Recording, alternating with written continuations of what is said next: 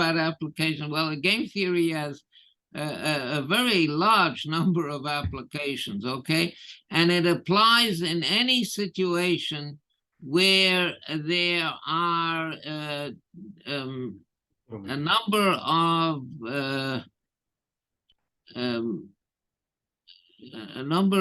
organizations or people, a number of players. We call them players, okay? So a player could be a nation, or it could be an individual person, or it could be a corporation, it could be a team in sports, yes. So where you have different players involved in a situation, and they are striving for different goals. Yes, they're going after their own goals. So one example of a game is chess. Okay, chess is where you have two players, and there's a black player and a white player, a player of the black pieces and the white pieces, and they are striving for different goals. Yes, so the black player wants the black, he wants to win, and the white player, he wants to win. And now if the white player wins, the black player loses. Okay, so these are different goals. They're not only different, they're opposite. But in most games, the goals are not opposite. But for example, one of the most important games is the economy of a nation, okay? Now, everybody in the economy of a nation is striving to a different goal. And the goal of everybody is that he wants to get the most for himself, all right? Everybody wants to have a good life. He wants to eat. He wants to have nice clothes, a nice home, vacations, theater, whatever. Yes. And everybody, he wants it for himself and for his family, okay? And so that's not opposed to somebody else having it also, but it's different, okay? It's different. So game theory has a lot to say about how an economy works. It has a lot to say about politics, okay? Just now in Israel, this week we had an election in Israel, and there were 9 or 10 different parties were striving for positions in parliament, and you know, some parties got in and some parties didn't. So that's also a game. Each party wants to be elected. Each party wants a large representation in parliament.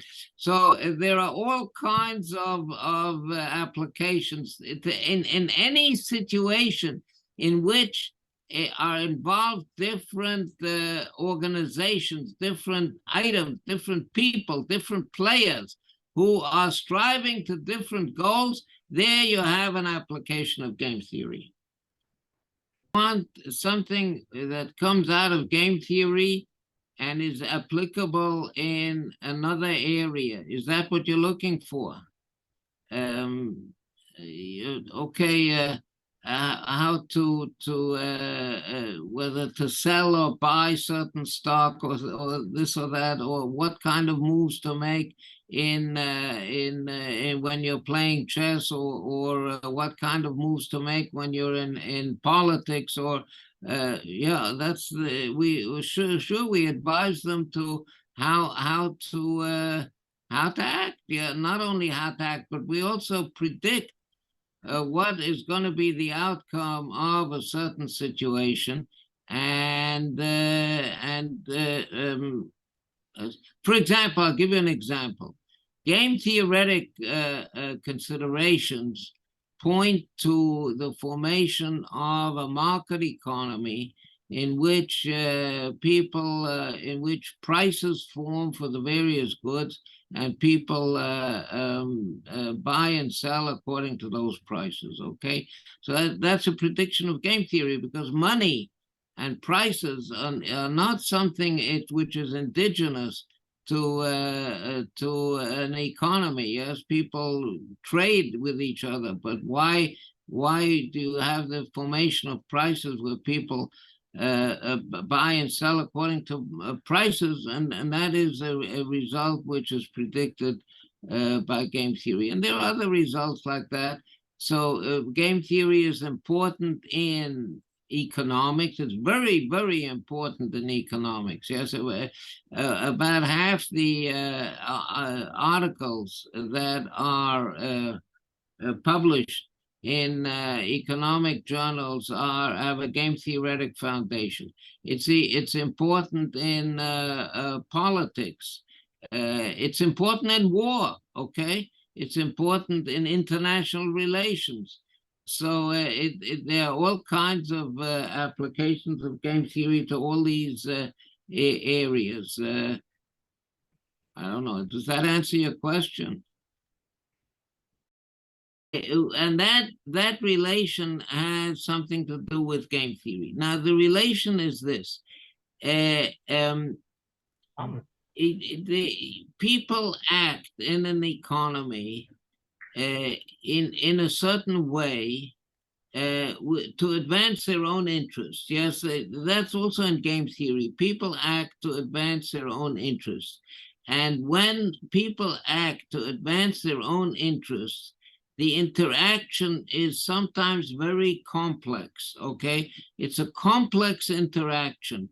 And that complex interaction it cannot be understood without mathematics. It's like in physics. In physics, you have different forces. Let's say, okay, the sun, there are there's the system consisting of the sun, the earth, and the moon, okay? And there are gravitational forces that act from the moon to the earth, and from the earth to the moon, and from the sun to the moon, and the sun to the earth. And these are forces which each force is well understood, okay? The earth pulls the earth pulls the moon, and the moon also pulls the earth, and the sun pulls the earth, and the sun pulls the moon, and each one is a pull. But when you put all these pulls together, you get a very complex system which cannot be solved except by using a fairly complex mathematics. And the same thing is with an economy. In the economy, everybody is pushing to advance his own interests, okay? Now, the way these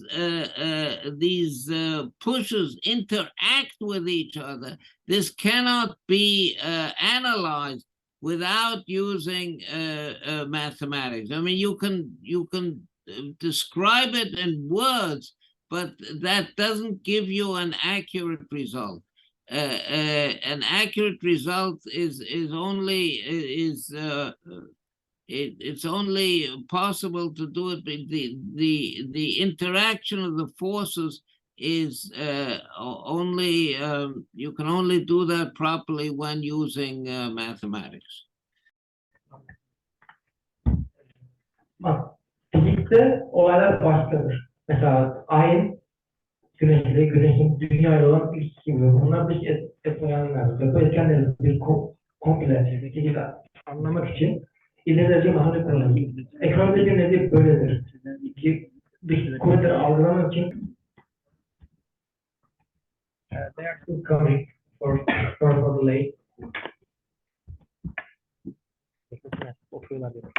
I see we lost most of our audience. They just and they're Oh, they're going to come back. Okay. Okay, fine.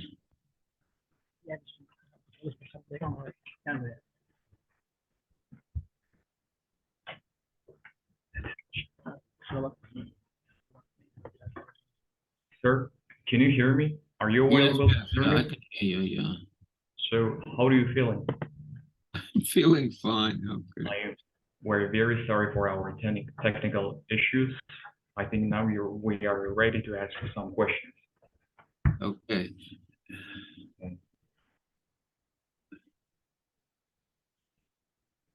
So, Professor,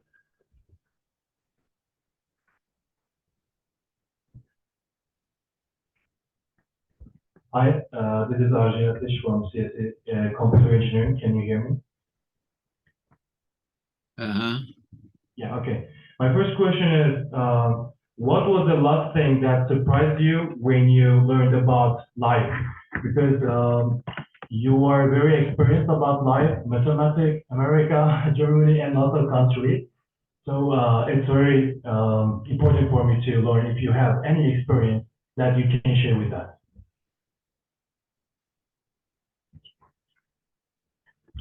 I didn't get the question. I'm sorry. Wait, could you repeat the question? Could you Of course. My please question repeat is, the question? of course, The gentleman that's now sitting facing me is, I think, speaks in I understand what he's saying better. Yes. Okay. Yes. Oh, Can you, sir, can you hear me now? what's that? Well, let me read the question first. Yes, please read the question. Yes. What was the last thing that surprised you when you learned about this, about your theory, about your life? What is the last thing that surprised me when what? What was the last thing that surprised you when you learned about life? About Professor, we wanted just to ask, can you give us some advice from your life? oh, some wisdom from my life. Okay, fine. All right. Thank you very much. And okay, I'll give you one piece of wisdom. And this is what I tell young people when they ask me what they should do. Now, the people in this audience, I think, have already decided what to do. And that is they decided to go into business and economics, right? It's the Business and Economics Club. Now, so you've decided what to do. And I think that, but when young people ask me, what should I do? What profession should I pursue? So I tell them, you do what you like to do, okay? Do what interests you. Because don't do something because you think that there's a lot of money in it, or it'll make you famous, or it'll make you, it's very lucrative, it's a good business. Don't do anything like that. Do it if it interests you, if you like to do it. Yes, if you like to play football, then play football, okay? Because what you like to do is usually what you do well, okay? When you do something well, then you like it. When you like it, you do it well, okay? Those two things go together. And the important thing in life is whatever you're doing it well. Do it good, okay? Do a good job. So that is one important piece of, one might say, life wisdom that you could, that I try to convince people of. Biri bana hayatta tavsiye istediği zaman söylediğim ilk bir şey yapmış olur. Tahmin ediyorum ki bu karşımda oturanların zaten ne yapması gerektiğini çoktan karar vermişlerdir. Ve bu karar verirken asla parayı veya ürünü düşünmemelerinin doğru olduğunu biliyorlardır. Bir şey iyi yapıyorsanız zaten seviyorsanızdır ve bir şey seviyorsanız zaten iyi yapıyorsunuzdur. Bu iki kavram birlikte olur. Mesela futbol seviyorsanız futbol oynamayı sevin. Futbol oynamayı sevin. Oynamayı seviyorsanız futbolda kariyer düşünün. Thank you, sir. We just translated into Turkish to our students so they could understand what you said. Thank you for your advice once again. Okay.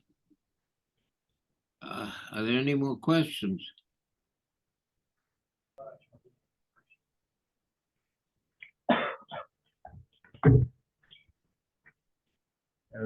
Professor, can you hear me? We wanted to ask you about the game theory. Yes. Can you explain to us what is the game theory? Why? What is the game theory? Can you give us an explanation for that? Why is game theory interesting? What is the game theory? Well, I tried to explain that before. Okay, game theory is the study of situations in which are involved several different entities, okay? And these entities are in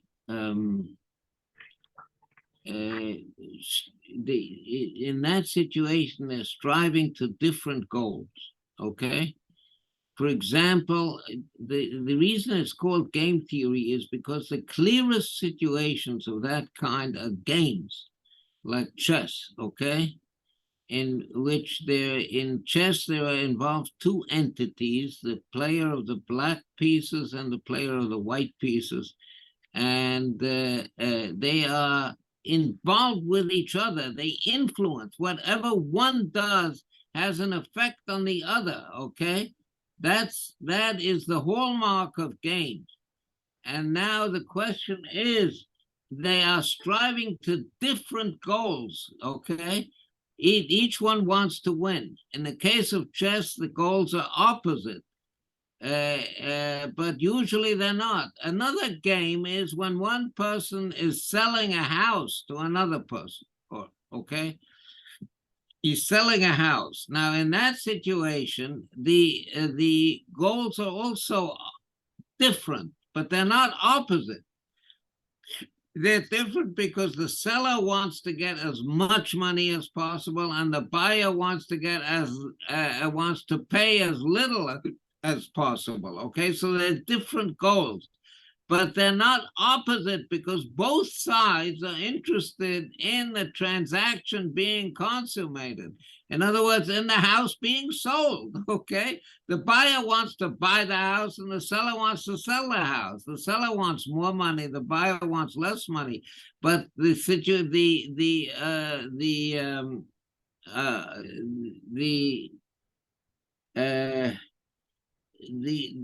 the goals of the players are not opposite, okay? Now, in most of game theory, it's that way in economics also. I explained this before. In economics, each player is striving to do the best he can for himself and for his family. Okay, and the players interact. One person is selling something to another and so on and so forth, yes? Or producing goods that are necessary, that are useful. That is what game theory is about, yes? Okay, am I getting through? I have the... Yes, Professor. Thank you for your question. Now we're going to translate it into Turkish. Okay. Oyun teorisini açıklamaya çalışmışsın, galiba başarılı olamamışsın. Oyun teorisinin en basit noktalarının anlatılmasından satrançtır. Zaten buradan da oyun teorisi denir. Satrançta iki farklı oyuncu vardır ve bunların amaçları farklıdır ama karşılıklı değildir. İkisi de oyunu kazanmak ister ama hamleleri farklı. Mesela başka oyunlar var. Mesela ev satın satmak gibi. Satıcı daha pahalı satmak isterken eve alan kişi daha ucuz almak ister. Bunların şimdi amaçları farklı olsa da karşılıklı değildir. Çünkü ikisinin de amacı evle alakalıdır. Oyun teorisinin bunu ekonomiyi çevirme halinde oyun teorisidir. Ekonomide de her oyuncu kendisinin veya ailesinin için en iyisi olanı ister ama bu istekler şu an karşılıklı değildir diğer oyuncular.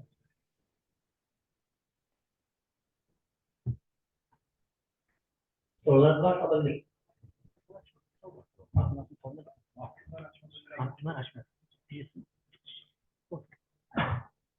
Sir, we have one question.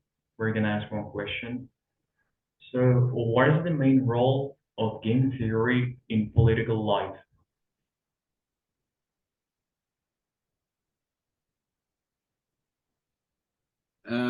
Just this week. I mean, last week, last Tuesday, we had an election. And like usual, no party got a majority of parliament. I don't know how it is in Turkey.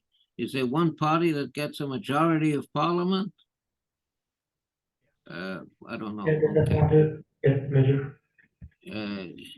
But in Israel, we have lots of parties, yes, and no one of the parties got a majority of parliament, but there was one party that got more than any other. It got 32 seats out of 120 seats in parliament. Okay, so that's not a majority. It's nowhere near a majority. So they need coalition partners, okay? Now, you can make a coalition which has just, in fact, what appears to be happening is that there will be a coalition which has in it four parties, okay, four parties, and the four parties add up to 64 seats in parliament, which is a majority. 64 is a majority of 120. But I think the game theoretic insight that one can learn over here is that it's worthwhile for the ruling party, okay, to bring in other parties more than the minimum. And the reason is that the ruling party wants to get its way, its policies, okay? And if you have a bare majority, okay, then any one party can threaten to leave the government and bring down the government that way. But if you have more than a bare majority, then you could then the government is more stable. So that's an insight that you get from game theory, okay? And it can be made formal, and it has been made formal, but it's a general insight that you can get from game theory, not to have a minimal winning coalition, okay? It's an example.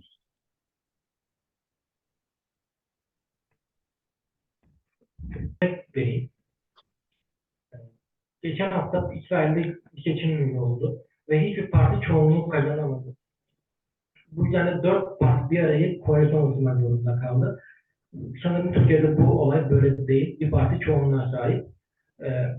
Bu konuya oyun teorisi olarak bakarsak eğer bir parti çoğunluğa sahip olursa karşılık olmayacak, amaçlar gerçekleşemeyeceği için gelişmeler olamaz. Bu yüzden küçük partilerin minimum geçmeleri devlet açısından daha sağlıklı bir şeydir. Dear Professor, thank you for your explanation. We understood. So the next question is, how do you use your time, and what advice can you give for us as students to use our time wisely? Well, I mean, I'm not a student anymore, so I use my time somewhat differently from the way a student would use it.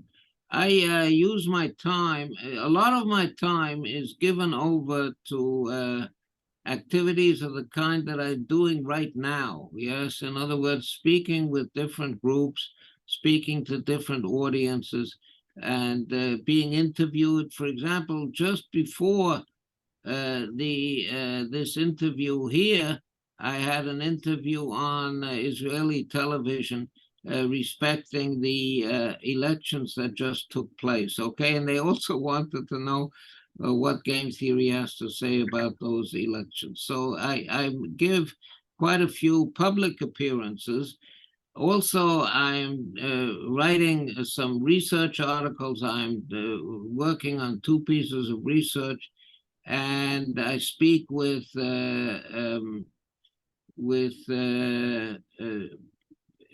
I'm writing a book, or 2 books, in fact, So I have I have my hands are full. Okay, I don't have much time to Mr. Salman, Ugu Khan Salman. We originally wrote to me a few weeks ago, do you have some time, Mr. Aumann? So I wrote back to him saying, no, I don't have any time, but what would you like me to do? Okay, so for the things that I think are important, I find time to do them, and I think talking to this group is important for me. Çoğunu şu an yaptığım gibi farklı kelimeler, konferanslar vererek, röportajlar veya açık oturumlar yaparak geçiyorum.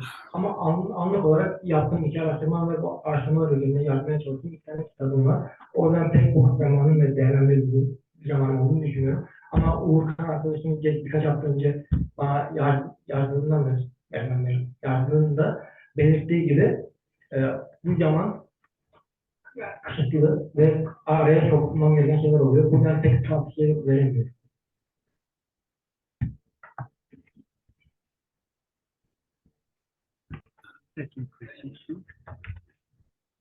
Sir, the question is, the one student come up and asking why some countries in the world are poor.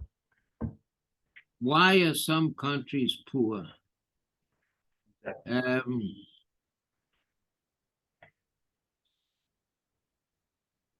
Well,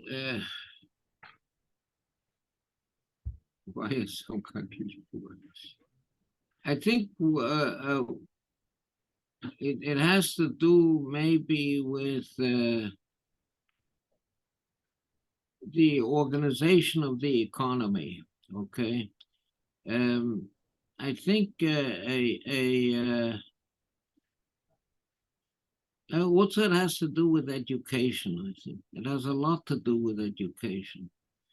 I think a country which has a good educational system, yes, is not going to be poor. Education is the basis of it all. Okay, there are ways of conducting the economy. For example, a socialist economy is not a good idea. Because people are not, you have to motivate people to work and to produce. And if people are motivated, if they want to produce and to work, then that makes for a prosperous country. In socialism, the motto of socialism is very attractive. To each according to his needs, from each according to his ability. Yes, it's a very nice idea, but it doesn't work. And the reason that it doesn't work is that if you give everybody according to his needs, then he is not motivated to work. And if you take from everyone according to his ability, then also he's not motivated to give according to his ability. He works as little as possible. You have to motivate people to work, or you have to, yes, but that's only one aspect of it. I think education is the most important aspect, okay? To give people, to give students education so that they get the skills that are needed to do efficient production. So I think in a poor country, the way to tackle the poverty and to turn from a poor to a rich country is, first of all, education. And then the people get the skills to be able to produce. And then I think it's also very important to have a market economy, to give the people, to incentivize them, to motivate them to produce well. They have to want to do it. They have to want, yes, education allows them to be able to do it, okay? But in addition to being able to do good work, yes, you have to want to do it, okay? You have to desire it. Those are the two basic points. Soru neden dünyada fakir ülkeler vardırdı? Bence eğitim bu konudaki en önemli madde. Çünkü eğitim bir ülkenin fakirliği ve zenginliği arasındaki sınırı belirler. Eğitim efektif üretimin kapısını açan ilk adımdır ve sadece eğitimle olmaz. Farklı ekonomik çeşitleri vardır ve ekonomik çeşitlerinden birisi sosyal ekonomidir ve bu için işe yaramaz. Çünkü bir insanın ihtiyaçlarının hepsini verirsen çalışmak için bir motivasyon olmaz çünkü her şeye sahip ediyorlar. Eğitimin yanında insanları motive etmeliyiz. Ve benim bu konuda en çok söylediğim şey budur. Dünyadaki en önemli şey eğitimdir. Arkadaşlar sorularınız var mı? Türkçe sor, çevirin. Sorun şu, satürnlükle veya okuldakıyla birlikte büyük Çin örneğini nasıl açıklarız? Bir de Avrupa ülkelerinde bu ülkeden sonra İtalya'da ilk defa aşırı sağlıklı. Avrupa ülkelerinin geleceğiyle diktatörlük ülke büyük. Hemen de sorun. Totaliter devletler büyük mü diye diyebiliriz aslında. Tek. Büyük için demokrasiye ihtiyacı. Totaliter devletler. Ama Çin örneğini nasıl açıklarız? Game teoriyle ne alakası var? Game teoriyle ne alakası var? Oyun teorisiyle. Bu söylediğiniz şeyler var. Makroekonomik yani başka bir konferansın konusu. Oyun teorisi başka bir şey. Ekonomi ödüllü Nobel'i game teorisi üzerine almış. Yani fakirlik, işte gelir dağılımında işsizlik, adalet başka konuda. Dear professor, we're moving on to the next question. Professor, sorry, can you hear me? I can hear you, yeah. What is your opinion about games with an infinite numbers of strategies? Games presenting What is your opinion about games with an infinite numbers of strategies? with an infinite number of strategies. Exactly. Well, there's no such thing as infinity in the real world, okay? It's when you have infinity entering into a model of the real world, it's because it's easier to work sometimes with an infinity than it is with a finite number of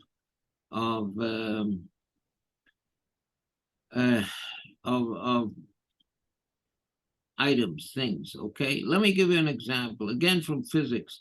I like the examples from physics because they are very clear. Actually, a liquid, as we know, is not a continuous substance. It is made up out of atoms, out of molecules, and each one is separate. So they interact with each other, these molecules, and they make up the liquid. But to treat a liquid as a collection, as a finite collection of molecules, is very, very cumbersome. A liquid is much easier to deal with if you think of it as an infinite number of points, like the points on a line or in a space, or just in a liquid, to treat it as a continuum. And that way you can much more easily do an analysis. And the same thing is with the infinite number of strategies or infinite number of players, okay? I myself wrote some of the first papers did the original research on games with an infinite number of players. Okay, now we know that there's no such thing as an infinite number of players, but sometimes it's easier to treat a large finite number of items as if it is an infinite number of items, as if it is a continuum. It makes the analysis a more straightforward, makes it easy, and it gives good results also. Gerçek hayatta sonsuz diye bir şey yoktur. Sonsuzu kesin şey vermek çok zor olduğu için onun yerine kullanırız ve bu analizleri daha kolay hale getirir. Bunu fiziksel örnek vererek mesela sıvıları anlatırken sonsuz sayıdaki moleküllerin birbirine bağlanıp hareket etmesi demek kolayken tam bir sayı verip bunu anlatmak analizi hem daha zor hale getirir hem de daha anlaşılmasını yollaştırır. Bunu da ekonomiye her türlü alana çekebilirsiniz. Oyuncuların sayısını sonsuz olarak belirlemek, stratejileri sonsuz olarak demek belli bir sayı vermekten daha faydalı ve bu analizi çok daha basit bir seviyeye çeker. Okay, let me say this. I think I'm gonna have to leave in 5 minutes at 6 o'clock in Turkish time. I'm gonna have to wind this up. So we've been here well over an hour, and so I think maybe ask the last question. And then I will have to leave.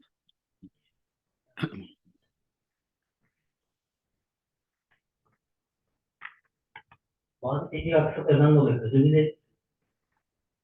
Bizim için çok güzel bir zaman geçirdik. Sağ olun Aumann Bey. Bize katkılarınız için minnettarız. Hoşça kalın. Kendinize iyi bakın. Teşekkürler. Sorry for our technical problems. We have to think that we have to announce that we are experiencing problems. Thank you for your contributions, and we are honored to have you here. Thank you for your time. You honored us. Okay, thank you very much. My pleasure. So there are no more questions, and I thank you, and I wish all of you the best of success, and I hope the Turkish-Israeli friendship will continue. Okay, so thank you very much. Thank you.